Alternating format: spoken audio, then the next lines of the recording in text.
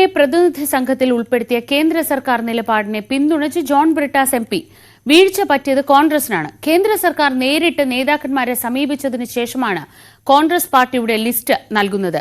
എന്തുകൊണ്ടാണ് തരൂരിനെ പോലെ ഏറ്റവും യോഗ്യതയുള്ള ആളെ കോൺഗ്രസ് ഒഴിവാക്കിയതെന്ന് ബ്രിട്ടാസ് ചോദിച്ചു. പരസ്യമായി വിവാദമുണ്ടാക്കുകയായിരുന്നില്ല വേണ്ടതെന്നും Q18-ൽ ജോൺ ബ്രിട്ടാസ് പ്രതികരിച്ചു.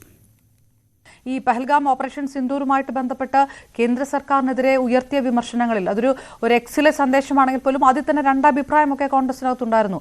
ഈ ഏകോപനമില്ലായ്മ ഇങ്ങനെ ഒരു സംഘത്തെ അയക്കുന്നതിൽ പോലും അത് പ്രതിഫലിക്കുന്നു, അത് രാഷ്ട്രീയ ചർച്ചകളിലേക്ക് കടക്കുന്നു. ശശി തരൂർ വിഷയവുമായി ബന്ധപ്പെട്ടുണ്ടായതും അങ്ങനെ തന്നെയാണ് എന്ന് കരുതുന്നുണ്ടോ? ശശി തരൂരിനെ പോലൊരു വ്യക്തിയുടെ ഒരു യോഗ്യത ഒരു ചോദ്യചിഹ്നത്തിൽ നിർത്താൻ പാടില്ലായിരുന്നു. അദ്ദേഹം അധ്യക്ഷനായ വിദേശകാര്യ സ്റ്റാൻഡിംഗ് കമ്മിറ്റിയിലെ അംഗമാണ് ഞാൻ. കേരളത്തിൽ നിന്ന് ഞങ്ങൾ രണ്ടുപേരുമാണ് ആ സ്റ്റാൻഡിംഗ് കമ്മിറ്റിയിലുള്ളത്. ഒരു ഇന്റർനാഷണൽ ഡിപ്ലോമാറ്റാണ്. ഐക്യരാഷ്ട്രസഭയുടെ അണ്ടർ സെക്രട്ടറി ജനറൽ ആയിരുന്നു. അന്താരാഷ്ട്ര രാഷ്ട്രീയം നന്നായിട്ട് വഴങ്ങുന്ന ഒരാളാണ്.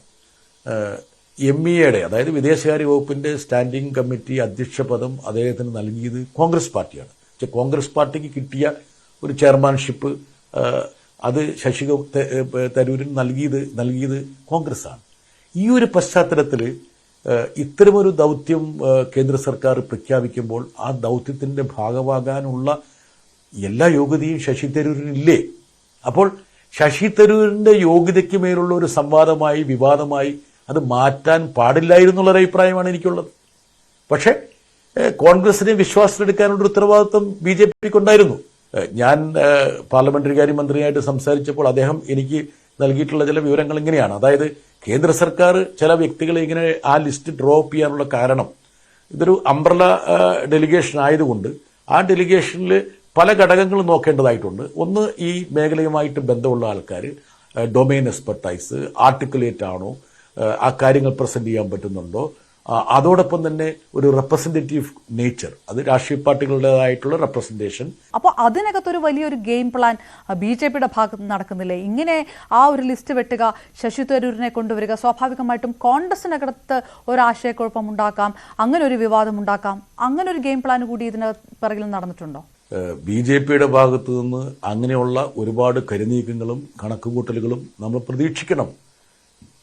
ഇപ്പോഴീ ഓപ്പറേഷൻ സിന്ദൂർ പോലും ധ്രുവീകരണ രാഷ്ട്രീയത്തിന് ഉപയോഗിക്കുന്നു, തെരഞ്ഞെടുപ്പ് രാഷ്ട്രീയത്തിന് ഉപയോഗിക്കുന്നു. ഈ പഹൽഗാം സംഭവത്തിന് ശേഷം നരേന്ദ്രമോദി ആദ്യം പോയത് ബീഹാറിൽ ഒരു റാലിയെ അഭിസംബോധന ചെയ്യാൻ വേണ്ടിയാണ്. ഇതൊക്കെ നമുക്ക് അറിയാവുന്ന കാര്യങ്ങളാണ്. ഇപ്പൊ BJPയുടെ ഉദ്ദേശത്തെക്കുറിച്ച് നമുക്ക് വ്യക്തമായ ധാരണയുണ്ട്. ഞാൻ പറയുന്നതെന്ന് വെച്ചാൽ അതിലേക്ക് നമ്മൾ പോയി വീഴണമായിരുന്നോ എന്നുള്ളതാണ് ചോദ്യം.